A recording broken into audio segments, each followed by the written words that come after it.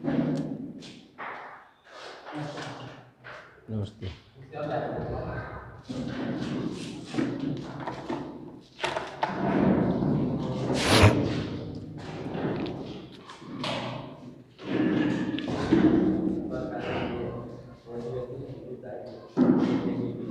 Good evening dear student. आज हम क्या कर रहे हैं कि पर्यावरण के टॉपिक को शुरुआत करने जा रहे हैं कि पर्यावरण क्या है। हम उसे समझेंगे कि पर्यावरण की थीम क्या होती है।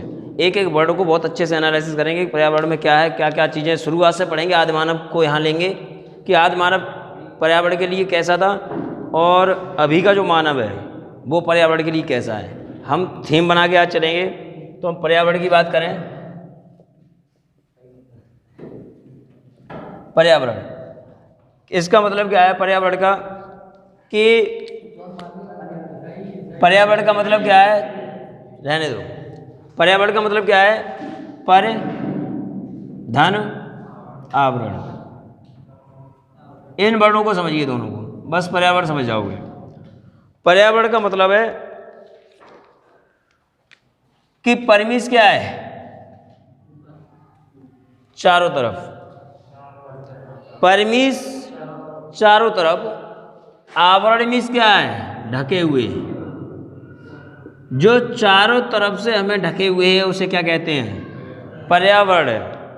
तो पर्यावरण चारों तरफ से हमें ढके हुए हैं। अब पर्यावरण में कौन कौन से टॉपिक आते हैं उसे समझिए। वो क्या क्या होता है, कौन कौन सी वस्तुएं आती, तुम्हें कौन कौन सी वस्तुएं तुम्हें अपने आसपास दिखाई देती हैं, बताओ।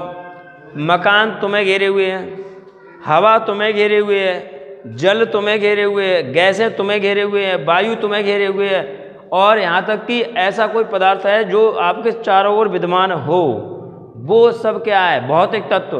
ब्रेंचे तुम्हें घेरे हुए हैं, टेबल तुम्हें घेरे हुए हैं, रॉड पंखे तुम्हें घेरे हुए हैं। ऐसी चीज़ है कौन सी जो तुम्हें घेरे हुए नहीं है।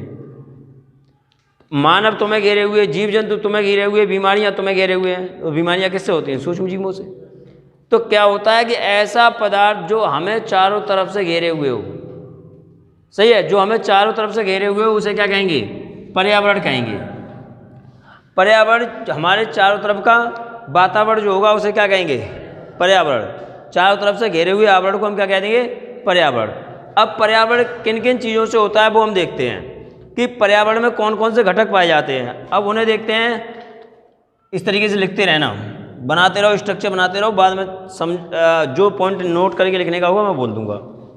अब क्या है कि पर्यावरण में क्या है कि जैसे पर्यावरण में कितने घटक हैं, अगर आपसे पूछ लिया जाए किन किन चीज़ों से मिलकर के पर्यावरण मिला, उन्हें देखते हैं।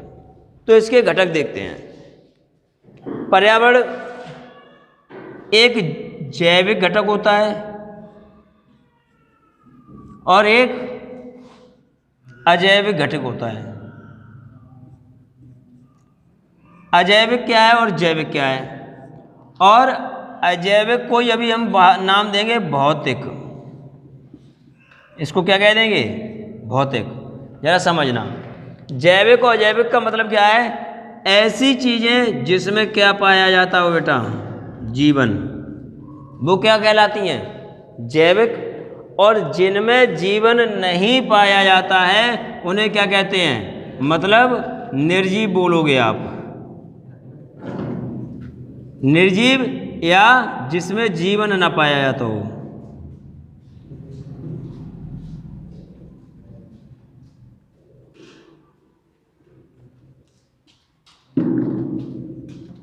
अब देखो जाता हूं, अब ध्यान देना जरा, यहाँ पे यहाँ से क्वेश्चन सीधे बनता है आपसे, निम्नलिखित में से कौन सा जैविक घटक है या नहीं है। एक क्वेश्चन ज़्यादातर मोस्टली पेपरों में यहाँ से बनता है, जैविक की जगह से और अजैविक की जगह से, कि निम्नलिखित में से 4 ऑप्शन दे देगा, कौन सा जैविक है या कौन सा अजैविक है, या जैविक नहीं है या अजैविक नहीं है। कैसे भी क्वेश्चन पूछ सकता है। क्वेश्चन क्या है कि जैविक में क्या है कि जैविक में जीवन, जिसमें जीवन है वो जैविक है, और जिसमें जीवन नहीं है वो क्या है, अजैविक। बस सबसे बड़ी समस्या यहाँ थी। अगर आपसे पूछ रहे कि भौतिक घटक, क्या आपको पता है भौतिक घटक क्या होते हैं, आप जब भौतिक की बात की जाए तो आप समझ लीजिए ये निर्जीव की बात कर रहा है। भौतिक साइंस में फिजिक्स में भौतिक विज्ञान में आप ये बताइए, क्या कभी सजीव की बात की गई है? किसकी? कि पंखा बनाओ, किसकी? कि ऊर्जा को लाओ, कि किसकी? कि द्रव्यमान समीकरण, कि किसकी? न्यूटन का ये समीकरण, कि किसकी? बल आघूर्ण का नियम, कि किसकी? ऊष्मा यूनिट, किसकी? कि लाइट यूनिट और उसकी गति यूनिट। तो ये क्या है? ये सब उसमें किसी आदमी की बात की गई भौतिक विज्ञान में। आज समझा रहा हूँ, इस चीज़ को समझिए कि भौतिक किसे कहते हैं। भौतिक उसे कहते हैं जिनमें जीवन न पाया जाता हो। उसका नाम भौतिक विज्ञान ही क्यों रखा? क्योंकि उसमें किसी व्यक्ति का जीवन मतलब जीवित वस्तुओं का वर्णन नहीं है भौतिक विज्ञान के अंतर्गत। और जीव विज्ञान का क्यों नाम रखा गया? जीव मीन्स जीवन है जिसमें, उसके बारे में बात की गई, इसलिए उसका नाम रखा गया जीव विज्ञान। समझ में आया? तो ये समझ लो, यहाँ पे अगर जैविक की अजैविक की बात करें कभी भी आपसे और भौतिक की बात करें तो आप हमेशा आंख बंद करके समझ लेना कि जो जैविक है वो अजैविक है, जो वही भौतिक है, जो भौतिक है वही अजैविक है। इन दोनों को ज़्यादा समझ लो, क्योंकि यही आता है यहाँ से क्वेश्चन। आप जैविक अजैविक को नहीं समझ पाओ। अब इसके अंतर्गत जिसमें जीवन होता है तो उसमें कौन कौन सी चीज़ आ जाएंगी जरा बताइए। पहले कौन आ जाएगा? हम ही लोग आ जाएंगे, मनुष्य आ जाएगा, चलो मनुष्य आ जाएंगे। उसके बाद कौन आ जाएगा? क्या आ जाएगा? पेड़ पौधे। सही है, पौधे मान लो, पौधे पादप कुछ भी कहो आप, देखना आएंगे, सांस लेते हैं, ग्रोथ करते हैं, जीवन संभव है, प्रजनन भी करते हैं। और इसके बाद क्या होता है? जीवन के बाद, उसके पौधे के बाद इसमें सूक्ष्म जीव भी आ जाएंगे। क्या आ जाएंगे? सूक्ष्म जीव भी आ जाएंगे। अब इनमें से अगर कोई भी चीज़ मिल जाए आपको और इस कैटेगरी से मिल जाए तो आप किस में रखोगे उन्हें? जैविक में। अब अजैविक की अगर हम बात करें यहीं पे, तो अजैविक में बताइए आप क्या आ जाएगा? मोटे तौर पे बात करते हैं अजैविक में स्थल मंडल, स्थल आ जाएगा, और उसके बाद क्या आ जाएगा? जल आ जाएगा, और उसके बाद क्या आ जाएगा? थल आ जाएगा। अब तुम कहो माता स्थल मंडल जीवित है, तो स्थल मंडल जीवित नहीं है। स्थल मंडल पे हम हैं जीवित, तो हम तो इसमें आ गए। स्थल मंडल पे क्या कुछ और नहीं है? क्या चेयर पड़ी है, चेयर नहीं है? ब्रेंच पड़ी है, ब्रेंच नहीं है? क्या पंखा लगा हुआ, पंखा नहीं है? एसी लगी, एसी नहीं है? क्या ऐसी चीज़ है? क्या मकान बना हुआ, क्या मकान नहीं है? ये भी तो है किस पे? स्थल मंडल पे। तो है, निर्जीव नहीं है। तो स्थल मंडल किस में आएगा? स्थल मंडल पे ऐसी वस्तुएं जिसमें क्या ना हो? श्वसन क्रिया या जीवन ना हो, तो क्या कहते हैं? वो स्थल मंडल पे। जल मंडल में तुम कहोगे मां साहब जल मंडल में क्या होता है? तो जल मंडल में भी तट पाए जाते हैं। तट के पास का वातावरण अलग मिलेगा। तुम यहाँ पे रह रहे हो, तुम्हारा वातावरण अलग है, और जो समुद्र के किनारे रह रहे होंगे उनका जीवन यापन कुछ अलग होगा। तो वहाँ का वातावरण अलग होगा, यहाँ का वातावरण अलग है। और मध्य एशिया की तरफ चले जाओ तो वहाँ का वातावरण अलग मिलेगा, और आप कहाँ रेगिस्तान में चले जाओ तो वहाँ का वातावरण आपको अलग मिलेगा, और ध्रुवीय क्षेत्र में चले जाओ तो वहाँ का वातावरण आपको अलग मिलेगा। तो ये चीज़ें हैं कि जीव इसके अंदर भी, जल मंडल के अंदर भी, समुद्र के अंदर भी गर्त पाए जाते हैं, पहाड़ पाए जाते हैं, मैदान पाए जाते हैं, और पठार पाए जाते हैं, वहाँ भी पाए जाते हैं जमीन समुद्र के अंदर। तो जलमंडल की बात करेगा। अब उसके बाद जलमंडल एक चीज़ नहीं है जलमंडल के अंदर। अब तुम कहो जलमंडल, जलमंडल के अंदर आ जाएगा नदी, तालाब, झीलें, वर्षा, बर्फ, ये सब किस में आ जाएगी? जल में आ जाएगी। नहीं है तो जलमंडल के अंदर क्या ये सजीव है? नहीं है। उसके बाद आता है आपका थल मंडल, क्या है? स्थल, जल, थल, वायु, सॉरी क्या हो जाएगी? वायु। अब वायु में क्या होता है कि वायु में आप बताइए कि वायु में श्वसन होता है। श्वसन तो तुम में हो रहा है, लेकिन वायु के द्वारा वायु लेते छोड़ते हो, लेकिन वायु में क्या होता है? Organ, helium, neon, carbon dioxide, ये सारी गैसों के क्या होते हैं? सभी गैसों का तत्व का मिश्रण है। सौमंडल में क्या पाया जाता है? मध्य मंडल में, समताप मंडल में क्या क्या पाया जाता है? तो ये सब उसमें पड़ेंगे। ये वायुमंडल में क्या वहाँ पे कोई सजीव लग रहा है तुम्हें कुछ है? तो ये चीज़ें हैं भौतिक, इन्हीं चीज़ों को भौतिक के अंतर्गत पढ़ते हैं। जैसे पंखा हो गया निर्जीव में, वह स्थलखंड पे पंखा, लाइट वगैरह, ये सब क्या है? तो ये सब क्या कहलाते हैं? अजैविक घटक। इस तरीके से बनाओ, फिर आगे बढ़े। अब क्या है?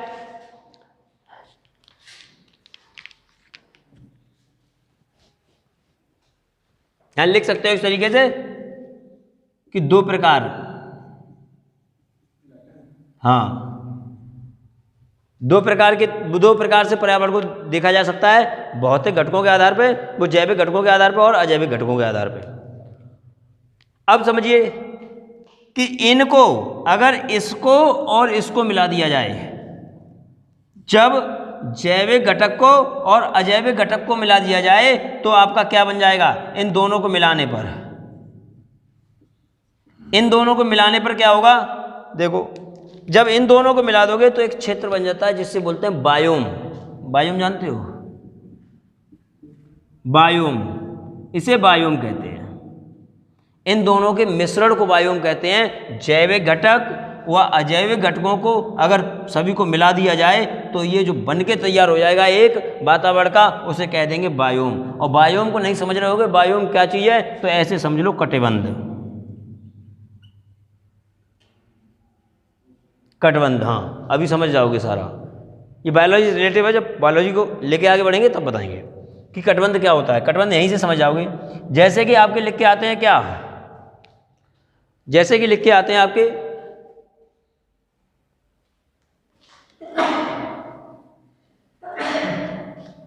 जैसे लिख के आते हैं बायोम के अंदर शीतोष्ण कटिबंध, कटिबंध ये लिख के आता है, जानते हो इससे? तो ये शीतोष्ण कटिबंध हो गया। उसके बाद क्या होता है? शीत कटिबंध, कुछ भी कर लो, शीत कटिबंध।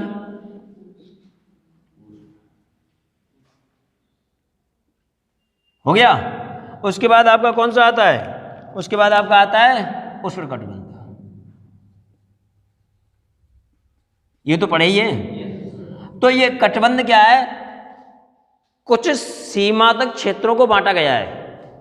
पृथ्वी पे आप मिडिल पृथ्वी से या उत्तरी ध्रुव से या दक्षिणी ध्रुव पर जाओ तो आपको जगह बे जगह और बहुत बड़े क्षेत्र में जो पर्यावरण में परिवर्तन मिलेगा। जैसे यहाँ हो तो अभी तुम्हें क्या लग रहा है? यहाँ पे थोड़ी सी सर्दी शुरू हो गई है, लेकिन आप नॉर्थ में चले जाओगे तो क्या हो जाएगा? वहाँ हल्की गर्मी लगेगी तुम्हें। अभी नॉर्थ क्योंकि भूमध्य रेखा के पास में है, तो क्या है, वहाँ जाओगे। अब यहीं से तुम मध्य एशिया की तरफ चले जाओ, रूस में। जब रूस में चले जाओगे तो वहाँ क्या मिलेगी भी तुम्हें?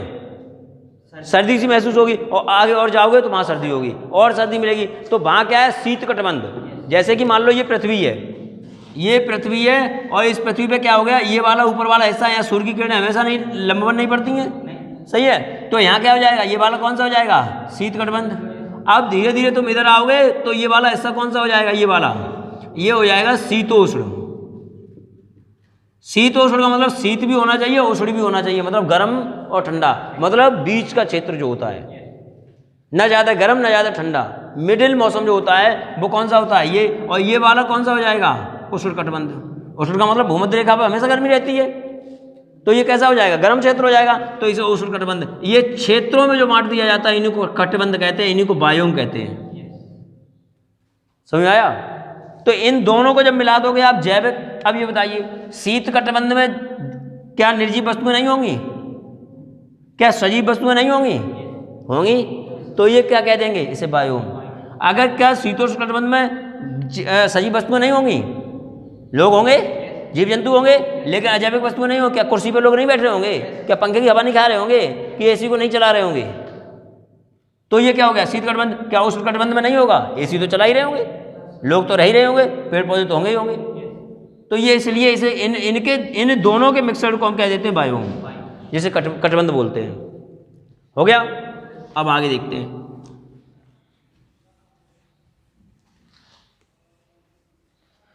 नोट करके यहाँ 2 पॉइंट लिखो। चलो उसके बाद लिखवा देंगे, एक चीज और पढ़ लो। पर्यावरण के घटक लिखो। संघटक क्या होते हैं? पर्यावरण के क्या हो गया? पर्यावरण के संघटक। अगर आपसे पूछ ले संघटक कितने हैं, पर्यावरण के संघटक कितने हैं,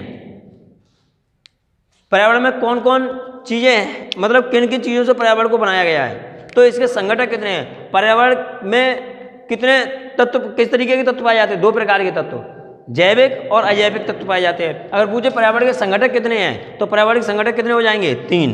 देखो इस तरीके से सुनाओ, संघटक कितने हो जाएंगे? यहाँ लिख सकते हो 3।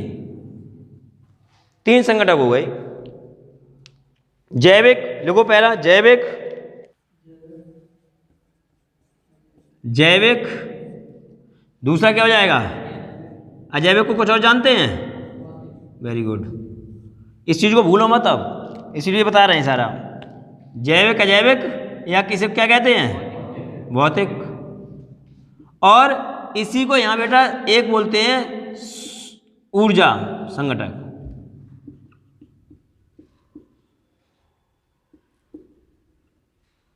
ऊर्जा संघटक कहते हैं। ऊर्जा भी, क्योंकि बिना ऊर्जा के तो पृथ्वी पर जीवन संभव नहीं है, तो यहाँ ऊर्जा भी आएगी। अब जैविक में आप जानते हो कौन आएंगे? पेड़ या पादप, और कौन आ जाएगा? मनुष्य, सही है। और क्या आ जाएंगे? सूक्ष्म जीव। हो गया। अब अजैविक में क्या आ जाएंगे आपको बताएं? जल, स्थल, क्या आ जाएगा? वायु। हो गया। अब ऊर्जा में क्या आ जाएगा? एक ही ऊर्जा पृथ्वी पर है बस, जो कुछ है। कौन सी ऊर्जा है? बस सौर ऊर्जा है। सूर्य नहीं तो कुछ भी नहीं, ये समझ लो। सूर्य नहीं तो जीवन नहीं होगा, कि पानी भी हो, खाना भी हो, सब कुछ हो। जब सूर्य नहीं होगा तो खाना होगा ही नहीं। पानी तो हो सकता है लेकिन खाना नहीं होगा। क्यों? क्योंकि पेड़ पौधे किस पर निर्भर हैं? पेड़ पौधों के पास ऊर्जा, ये जब पढ़ाएंगे अभी थोड़ी देर बाद, कि पेड़ पौधों की ऊर्जा, सूर्य के प्रकाश में प्रकाश संश्लेषण की क्रिया कौन करता है? पेड़ पौधे करते हैं। और पेड़ पौधे सौर प्रकाश संश्लेषण की जो क्रिया करते हैं, उस क्रिया से क्या करते हैं? एनर्जी लेते हैं, अपना भोजन बनाते हैं, ग्लूकोज बनाते हैं। कैसे? अगर पूछूं मैं प्रकाश संश्लेषण में कौन सी क्रिया होती है, तो प्रकाश संश्लेषण की क्रिया रिएक्शन लिख सकते हो क्या? नहीं लिख सकते।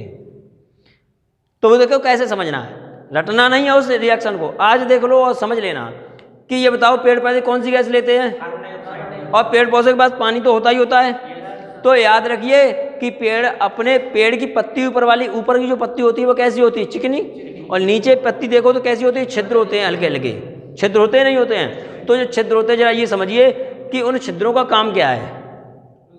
और जो हरा तत्व पाया जाता है वो क्या होता है? क्लोरोफिल। अब उसमें जो रंध्र पाए जाते हैं, अच्छा ये बताइए पेड़ की जड़ किसका काम करती है पेड़ के लिए?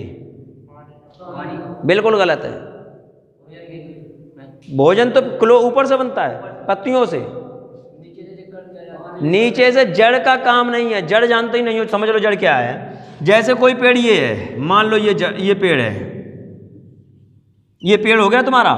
अब इसके नीचे एक जड़ जाएगी इस पेड़ की, मान लो ऐसे करके एक जड़ जाती है, ये जड़ गई तो ये पेड़ है, यही तो मेन जड़ है, इसे जड़ बोलते हैं। इस जड़ का मेन काम जो है, जड़ का काम होता है पेड़ को स्थिर खड़ा रखना। पेड़ को सहारा देकर पेड़ खड़ा रहता है, जड़ के सहारे ही पेड़ खड़ा रहता है।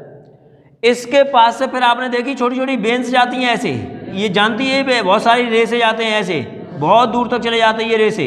ये क्या होते हैं? ये रेसे ही तो होते हैं। इन रेसों का काम होता है पानी को लेना, जिन्हें बोलते हैं जाइलम। जिन्हें क्या बोलते हैं? जाइलम। इनका काम होता है बेटा जल को पेड़ तक पहुंचाना, खनिजों को पेड़ तक पहुंचाना, ऊपर हर टहनी तक पहुंचाना।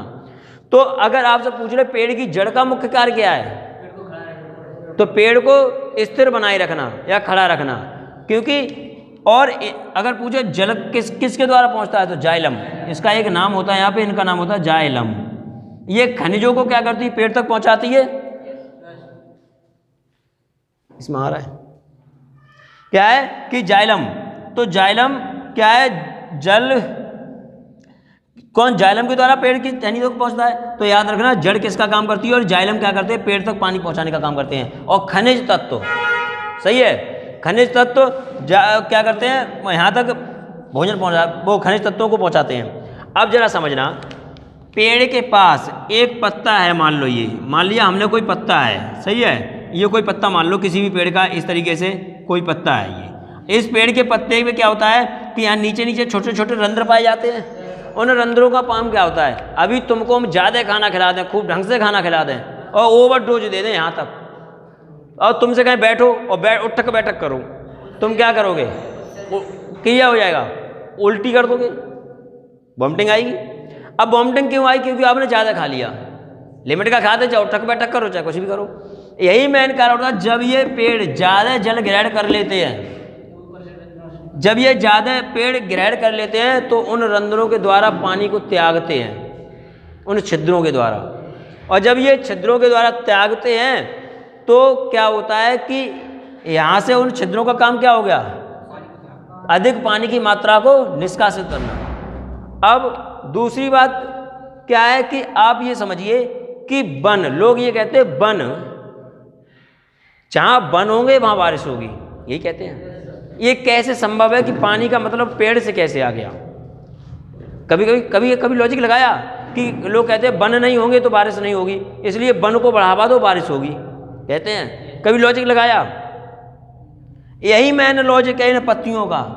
जहाँ ज़्यादा वन होंगे पेड़ पानी लेंगे और उत्सर्जित करेंगे। देखा है पेड़ों के ऊपर घास पे क्या आ जाता है, ओस ओस सी, तो वो। अब जहाँ ज़्यादा वन होंगे तो वहाँ पत्तियों से ज़्यादा पानी बाष्पीकृत होगा, बाष्पीकृत करके आता है। अब जो पानी ज़्यादा बाष्पीकृत होगा तो उस वातावरण में पानी उड़ के जाएगा, उन पेड़ों से जाएगा। जहाँ ज़्यादा पेड़ पौधे होंगे तो उन पेड़ों से जो पानी सबसे ज़्यादा ऊपर जाएगा तो वो बाष्प बन के जाएगा, और वो बाष्प धीरे धीरे पानी संघनित होकर के, इकट्ठा होकर के, ये बताइए जब ऊपर जाएगा ठंडा होगा, ठंडा होकर के क्या नीचे बरसेगा? नहीं बरसेगा। अब जब पेड़ ही नहीं होंगे तो बाष्प उत्सर्जन की क्रिया ही नहीं होगी तो क्या होगा? रेगिस्तान का क्या कारण है? यही तो कारण है। पेड़ लगा दो, अगर बारिश ना हो तो मुझसे कहना। एक बार कैसे ही मेहनत करके पेड़ जिंदा कर लिए या रेगिस्तान खत्म। समझ पा रहे हो कि वन क्यों उत्तरदायी है वर्षा के लिए? ये मेन कारण है वर्षा के मतलब जो वनों के द्वारा वर्षा क्यों होती है। समझ में आया? अब जरा देखना कि पेड़ के पास क्या है, जल है अपना, और कौन सी गैस लेते हैं? Carbon dioxide. हमसे क्या निकली? CO2। पेड़ के पास क्या है? H2O। हो गया, पेड़ के पास H2 हो गया। अब याद देखना कि पेड़ के पास जल है अपना और हमारे पास क्या है? Carbon dioxide. तो हमारे पास क्या है बेटा? हमने छोड़ी कार्बन डाइऑक्साइड, पेड़ के पास गई, पेड़ के पास मिल गया इसको जल, मिल गया नहीं मिल गया? और पेड़ के पास मिल गया जल और ऊपर से आ गया क्या? प्रकाश। क्या आ गया? प्रकाश। और इसके पास था पत्तियों में क्लोरोफिल, है क्लोरोफिल हरा हरा। अब क्या हुआ? इसने, इसके पास था जल, इसके पास था कार्बन डाइऑक्साइड। लेते, कहते हैं पेड़ कार्बन डाइऑक्साइड लेते हैं, ये तो सुना ही है। तो कार्बन डाइऑक्साइड ले गया और किससे क्रिया कर दिया? H2O से। तो इसने क्या किया? एक पदार्थ बनाया, ये क्रिया करके ही तो प्रकाश संश्लेषण की क्रिया कर रहा है, और प्रकाश संश्लेषण में ही तो अपना भोजन बनाता है पेड़। तो जब ये प्रकाश संश्लेषण में अपना भोजन बनाएगा तो ये क्या बना देगा? यहाँ पे क्या बना देगा? अपना भोजन बनाएगा। भोजन किस रूप में बनाता है? ग्लूकोज के फॉर्म में, C6H12O6, सॉरी, ग्लूकोज बन गया। अब ग्लूकोज कहाँ जाएगा? यही ग्लूकोज पेड़ में विद्यमान हो जाता है फलों में, और वही फल जब गेहूं खाते हैं तो हमें क्या मिलता है? एनर्जी मिलती है। तो एनर्जी आई कहाँ से? रियल। अगर ये होता नहीं होता तो क्या क्रिया होती? क्या ग्लूकोज बनता? क्या पेड़ में पहुँचता? क्या पेड़ में नहीं पहुँचता तो फिर बताओ क्या होता? हम होते? ये पेड़ नहीं तो हमारा जीवन संभव है? प्रकाश के बिना जीवन संभव नहीं है। और फिर आगे क्या बना देगा ये? और पेड़ लेते तो ये हैं और देते क्या है फिर मुझे? O2। सही है। और फिर क्या करते हैं? क्या सब जल से क्रिया हो जाएगी? नहीं, कुछ जल भी बचेगा इसके पास। अगर सब जल से क्रिया हो जाएगी तो पेड़ सूख जाएगा। पेड़ के पास जल तो रहना चाहिए, तो जल भी निकालेगा, ये जल भी बनाएगा। क्लियर हुआ? अब इसे बस बैलेंस करने की है तो बैलेंस कर सकते हो। समझ में आया नहीं आया? तो ये चीजें होती हैं, इस तरीके से क्रिया होती, बैलेंस नहीं की है। केवल ये समझो कि हमारे पास क्या है? C6CO2 प्लस H2O, हमारे पास कार्बन डाइऑक्साइड, पेड़ के पास जल था, दोनों मिल गए, प्रकाश आया तो, और दोनों मिल करके इसने अपना भोजन ग्लूकोज के रूप में बना लिया, हमें ऑक्सीजन भी दे दी और हमें जल भी निष्कासित कर दिया। हुई नहीं क्रिया? हुई। तो क्रिया इस तरीके से याद करो, रटो मत। समझ में आया? उसे रटने की कोशिश मत करो। आगे देखो कि क्या हुआ, कहाँ थे हम लोग? ऊर्जा। तो ऊर्जा के लिए कौन सी ऊर्जा आएगी? सौरिक ऊर्जा। सौर ऊर्जा कर दो या सौरिक ऊर्जा, कुछ भी कर सकते हो आप, आपकी मर्जी है। ये सौर ऊर्जा है। इतना समझ तो आ रहा है? अब जरा हम बात करते हैं, देखो किसकी? वन्य जीव। आज इसे भी याद करना, जीवन में भूलना नहीं है। वन्य जीव संरक्षण अधिनियम कब लागू हुआ और एक है बेटा पर्यावरण संरक्षण अधिनियम, क्योंकि वन को ही वन पर्यावरण में आ जाए, लेकिन वन नहीं, पहले वन बाद में बनाएंगे, पहले ये पर्यावरण वाला, क्योंकि पर्यावरण की टॉपिक है, इन दोनों में अंतर बनाना चाहते हैं कि कब कब हुआ। ये बताइए पर्यावरण, और पर्यावरण के किसने जाना पर्यावरण है? मानव ने। तो पहले पर्यावरण आया कि पहले मानव आया? पहले वन्य जीव आए, मतलब वन में जीव पहले आए कि मतलब, और कि पर्यावरण बना? ये बताइए, जब वन्य जीव आए और जीव में तो हम भी हैं, तो पर्यावरण को पर्यावरण कहा किसने? किसने कहा? हमने पर्यावरण बनाया ना। तब था क्या पता था तो सब, लेकिन इसे पर्यावरण नाम किसने दिया? मनुष्य ने। तो पहले मनुष्य आएगा तब पर्यावरण बनेगा कि पहले पर्यावरण आएगा तब मनुष्य बनेगा? देखो ये मत सोचना, थिंक याद करवाने का तरीका बता रहा हूँ। देखो पहले बनेगा तो पर्यावरण ही, उसके बाद ही कुछ होगा, लेकिन नहीं, याद करने का तरीका, पर्यावरण सब्जेक्ट किसने बनाया? मनुष्य ने। तो पहले मनुष्य आया तब पर्यावरण बनाया। समझ में आया? तो क्या है, तो याद रखिए वन्य जीव संरक्षण अधिनियम जो है वो पहले आएगा, उसके बाद क्या बनेगा? पर्यावरण बनेगा। तो पर्यावरण अधिनियम संरक्षण अधिनियम कब आएगा? बाद में आएगा। समझ पा रहे हैं मेरी बात को? तो वन्य में जीव पहले आए और जीव ने फिर क्या बना दिया? पर्यावरण। तो याद रखिए जो वन्य जीव संरक्षण अधिनियम है वो 1972 में हुआ है। सही है। और अगर पर्यावरण की बात कर ले तो इसके बाद आएगा 1986। दोनों याद रखिए, दोनों हो सकते हैं। वन्य जीव संरक्षण अधिनियम कब पारित हुआ है? 1972। पहले वन्य जीव होगा। अगर डेट ऑफ, अगर 86 से पहले की कोई डेट दे, अगर इनमें से एक भी डेट 4 में से पहले की है तो मार देना, कि वन्य जीव पहले आए और वन पर्यावरण बाद में बना, इसलिए पर्यावरण संरक्षण अधिनियम बाद में हुआ है 1986 में। कोई दिक्कत है यहाँ तक? आगे लिखिए।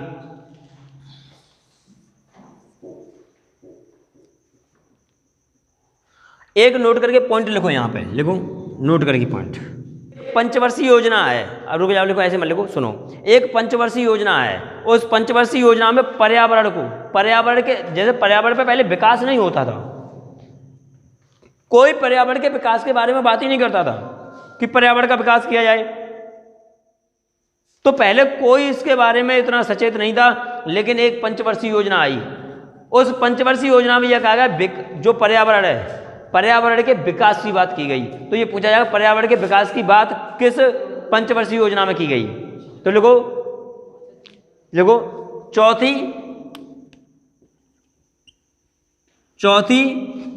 पंचवर्षीय योजना में, चौथी पंचवर्षीय योजना में पर्यावरण को विकास के साथ जोड़ा गया, पर्यावरण को विकास के साथ जोड़ा गया। योजना में पर्यावरण को विकास के साथ जोड़ा गया, पर्यावरण को विकास के साथ जोड़ दिया गया। ये कौन सी पंचवर्षीय योजना में? तो चौथी, याद रखना। समझ में आया? अब हम बात करते हैं मानव के द्वारा, हेडिंग डालो, मानव के द्वारा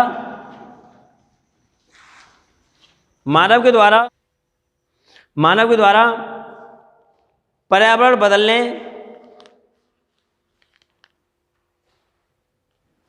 का संबंध।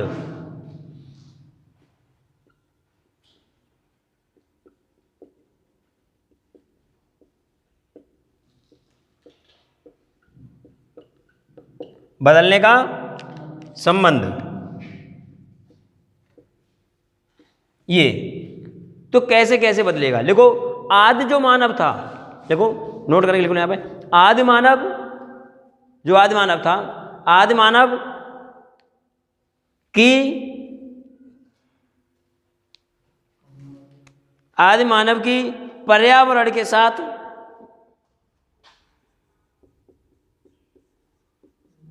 आदि मानव जानते हो क्या होता है? आदि मानव कहते तू आदि मानव है, क्या है? इस वर्ड को समझ के दिखाइए, बता दो मुझे, मैं बाद में बताऊंगा। आदि मानव की पर्यावरण की, वो आदि मानव की पर्यावरण के साथ क्या है? क्रिया। किसकी है? पाता और दाता की। पाता और दाता। अगर पूछ ले आपसे कि आदि मानव की पर्यावरण के साथ जो क्रिया थी वो किस प्रकार की थी? पाता और दाता की। अभी बताएंगे क्या होता है, इन 3 वर्डों को समझेंगे। पाता क्या है, दाता क्या है और आदिमानव क्या है। चलिए चलो देखो कैसे, गौर करना कि आदमी क्या होता है, पहला, और मानव मीन्स क्या है, मनुष्य। तो जो सबसे पहला मनुष्य था, जो पहली पीढ़ी, हमारे पापा के बाबा के नाना के नानी के पापा, पता नहीं कौन होगा, मुझे नहीं पता, समझ पा रहे हो। मतलब वो बिंदु पे जाओ जहां पहले मानव पैदा हुआ था। आदि मानव नाम नहीं है, आदि मानव कोई गंदा वर्ड नहीं है। आप सोच रहे हो कि आदि मानव है, तू तो आदि मानव है। आदि मानव का मतलब ये है, आदि मानव का मतलब है कि जो मानव पृथ्वी पर पहले आया था। आदमी से पहला कहते हैं आदि।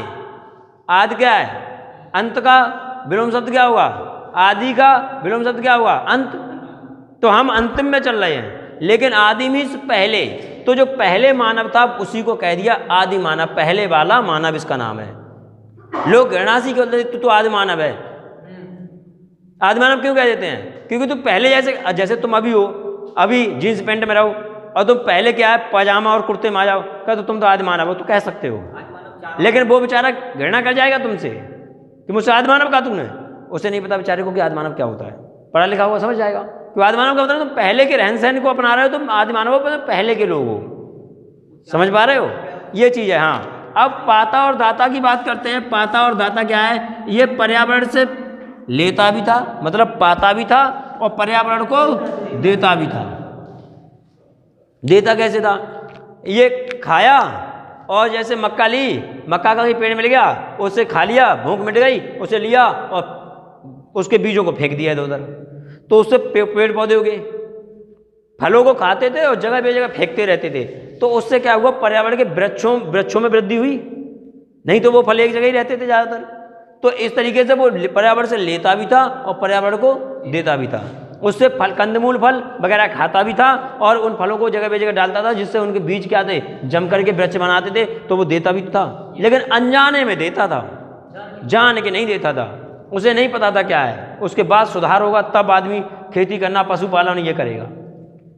अब हेडिंग डालिए। अब इसमें क्या है, सबसे पहले तो ये बताइए, सबसे पहले मनुष्य ने क्या किया है, सबसे पहले मानव ने क्या किया है, आखेट। सबसे पहले मनुष्य क्या करता था, आखेट का मतलब जानते हो क्या होता है, शिकार। पहले शिकार खेलता था, शिकारी कहते थे, माने शिकार, उसने उस जानवर का शिकार किया और कच्चा मांस खा लिया। आखेट भी होता है शिकार करना। और आखेट करके क्या करता था, ये भोजन, क्या करता था, भोजन ग्रहण, संग्रहण, ये भोजन संग्रहण करता था पहले का मानव। उसके बाद मानव जब आएगा तो वो क्या करेगा, उसके बाद का जो मानव आएगा वो पशु पालेगा या कृषि करेगा, जरा ये बताओ। उन्हीं को देखो, बदलाव देखना मनुष्य के अंदर, उन्हीं को मार रहा था एक समय, और फिर एक समय ऐसा आया कि उन्हीं को अपना पालतू बना लिया। उनको धीरे धीरे कब्जे में सीख गया, मानव का डेवलप हो रहा है माइंड, यहाँ से डेवलपमेंट देखो। पहले उन्हीं जानवरों को मार के खाता था, भूख मिटाता था, लेकिन अब क्या कर रहा है, उन्हीं जानवरों को क्या कर रहा है, उन्हीं जानवरों को पालने लगा, माइंड में विकसित बना गया कि इनको हम अपने पास रखें तो हो सकता है 1-2 बार। तो इन्होंने किस लिए पाला, उनसे दूध मिलेगा। तो जो मांस खा के हम कर रहे थे वो हम दूध पी करके, बड़े बड़े जानवर नहीं पाले हैं, पहले बकरी भेड़ ऐसे जानवरों को पाला इन्हें, छोटे जानवरों को। तो इन्होंने क्या किया, अब ये कौन बन जाएगा, पशुपालक। कौन बनेगा, पशुपालक। बदला मानव, पशुपालक। देखो कहाँ आ जाएगा मानव, पशुपालक। और क्या, अगर पशुपालक से क्या मिल जाएगा, फिर से पशुपालक हो जाएगा। पशुपालक के साथ पशुओं को चराएगा भी। देखना वातावरण में प्रभाव देखो, वातावरण कैसे बदल रहा है। अब पशुओं का क्या करेगा, पशुचारण। क्या करेगा, पशुचारण। 2 प्रकार के मानव हो गए, पहले था शिकारी करने वाला, फिर पशुओं को पालने वाला, और ये पशुओं को चारण करेगा, पशुओं को चराएगा। अभी भी पशुओं से चराने पर क्या होगा, ये स्थायी हुआ। पहले का मानव शिकार किया, यहाँ खाया, चलता फिरता घूमता रहता था। ओल्ड मूवी देख सकते हो कहीं भी, सही है, ओल्ड मूवी में मिलेगा। अब क्या हुआ कि ये होने के बाद पशु को चारण करने के लिए ले जाएगा। पशु चरते हैं और मतलब मल के द्वारा क्या करते हैं, बीजों को त्यागते हैं। और ये पशु चलते फिरते थे, बीजों को त्यागते थे, और वहाँ नए नए पौधे जमते थे। यहाँ के पशुओं ने खाया और वो आगे निकल गए। वो घास तो नष्ट नहीं हुई, कुछ समय के बाद फिर जम के खड़ी हो गई। क्या यहाँ पे भी वातावरण से दुश्मनी है मानव की? क्या यहाँ से पर्यावरण से दुश्मनी है? ना यहाँ पे दुश्मन है और ना यहाँ पे दुश्मन है। क्या पर्यावरण से ये पाता और दाता कर रहा है। अभी पर्यावरण को ये नुकसान पहुंचा रहा है कुछ भी किसी भी तरीके से। अब क्या होगा, थोड़े समय पशु पाल लिए, पशु पालने के बाद ये क्या करेगा, अब ये करेगा कृषि पे आ जाएगा। अब क्या करेगा, पशु पाल लिए, पशु के बाद अब ये अभी स्थायी नहीं है, पशुओं को पाला कि चल आज मेरे पशु उधर जाएंगे, घास खत्म हो गई, अब हम आगे जाएंगे और आगे पशुओं को चराएंगे। तो पशुओं को लिया साथ में और चल दिया आगे के लिए, चलो भाई कोई बात नहीं चल दिया। क्या ये स्थायी है पूरी तरीके से? थोड़े दिन रुकते थे उसके बाद फिर चल खड़े होते थे। क्या स्थायी हुए मानव? अभी नहीं हुए। अब क्या हुआ, मानव जब आगे बढ़े, जब ये क्या करने लगे, खेती, सही है, तो इन्हें क्या कह देंगे, कृषि। ये क्या करने लगे, मानव कृषि करने लगे, या पौध, जैसे कि कृषि मान लो, कृषि मान सकते हो, और पाद पालन या पौध पालन। पौध पालन का मतलब क्या होता है कि वह काल जिसमें ये खेती को करना शुरू हो गए खेती को करना शुरू। जब ये खेती को करना शुरू हुए तो ये बताइए, जहाँ ये खेती करेंगे क्या रोज भाग के जाएंगे चलो हम घुमाएं, हमारी खेती होती रहेगी? वहाँ आदमी तो कम थे उस समय, लेकिन पर्यावरण बहुत था। लेकिन क्या था, मानव उतना नुकसान नहीं कर पाता था। अगर इधर नुकसान करता था तो उधर जाके रुकता था, और उधर जब करता था तब तक इधर का हरा भरा हो जाता था। क्या नुकसान हो रहा पर्यावरण में? नहीं हो रहा है। लेकिन अब क्या हुआ कि जब ये कृषि पौध पालन करने लगा तो ये ऐसा मानव हो गया कि अब ये क्या करने लगा, अब इसने अपनी आर्थिक स्थिति को सुधारना शुरू कर दिया। पशुपालन, पशुओं से दूध पिया। जब पहले पेट भरने के लिए करता था, लेकिन ये अब आवश्यकताओं को धीरे धीरे क्या करने लगा, अपनी आवश्यकताएं, इंप्रूवमेंट हुआ, कपड़ों की तरफ आया, भोजन को पका हुआ खाने लगा। अब धीरे धीरे आवश्यकताएं बढ़ रही हैं, तो इसने पशुओं को पालना, इनकी आवश्यकताएं जैसे भोजन को पाना, कपड़ों को पाना, और रुपए को इधर उधर शादी ब्याह संबंध होने लगे, जो अभी कर रहे हैं। अभी का समय नहीं है ये, अभी का समय बहुत अलग है। तब विज्ञान नहीं आया है, अभी विज्ञान नहीं आया है यहाँ पे, अभी विज्ञान नहीं आया है, लेकिन मनुष्य की कुछ जरूरतें बढ़ गई। पहले कपड़े पत्ते लपेटते थे, लेकिन अब यहाँ क्या हुआ, पशु ये क्या करने लगे, कृषि करने लगे, और कृषि के साथ साथ थोड़ा अपना तरीका बदलेंगे रहने का। रहने का तरीका क्या, पहले नग्नावस्था में रहते थे, पेड़ के पत्ते लपेट लिए। अब थोड़ा, जब पहले तो साथ नहीं रहते थे, तो जब साथ नहीं, जब चलते फिरते रहते थे तो उन्हें कोई मतलब ही नहीं, जानते नहीं थे क्या वो है। अब जब सब साथ रहने लगे, गर्ल्स एंड बॉयज जब कंबाइंड रहने लगे आदि मानव में, तो उन्हें थोड़ा सा भद्दा सा लगा हो, या थोड़ा सा शर्म सी महसूस हुई हो। लेडीजों का अलग मतलब शरीर का स्ट्रक्चर देख के और अपना अलग शरीर का स्ट्रक्चर देख के तो उन्हें थोड़ा सा भद्दा लगा होगा, तो उन्होंने कुछ अपने आप को बदलने की कोशिश की कि हमें कुछ अंगों को ढकना चाहिए, जिससे देख करके हमें मतलब अजीब सा लगता है। तो उन्होंने को धीरे धीरे परिवर्तन लेके आए, और परिवर्तन लेने के बाद उन्होंने क्या, वस्त्रों का किया। फिर वस्त्र डिजाइनदार होने चाहिए, जूते आए, कपड़े आए, फिर ऐसे करके बहुत सारी चीज़ें आने लगी। तो यहाँ पे आदमी क्या करने लगा, आर्थिक धन को क्या करने लगा, अब यहाँ आर्थिक आवश्यकताएं पड़ने लगी इसकी। अब क्या हुआ, इसके बाद आदमी कैसा आ जाएगा, वैज्ञानिक आदमी। अब आदमी उड़ने की कोशिश करेगा, सही है, अब आदमी उड़ने की कोशिश करेगा, हेलीकॉप्टर। अब आदमी पंखे के नीचे सोना चाहता है, अब आदमी एसी लगा के सोएगा। तो वैज्ञानिक तरीका ये सबसे ज्यादा विध्वंसक है पर्यावरण के लिए, सही है। हाँ, तो ये या प्रौद्योगिकी काल, क्लियर हुआ। अब ये विज्ञान आया, एसी चलोगे सीएफसी निकलेगी, क्या घटित होगा, ओजोन परत सीएफसी से जाएगा। वाहन चलाओगे प्रदूषण फैलेगा, पर्यावरण प्रदूषित होगा, बीमारियां फैलेंगी। एसी चलाओ, फ्रिज चलाओ, जेट विमान चलाओगे, जेट विमानों जब उड़ोगे तो सीएफसी निकालोगे, कार्बन नाइट्रस ऑक्साइड निकालोगे, नाइट्रोजन ऑक्साइड, तो क्या होगा, ओजोन छड़ेगी।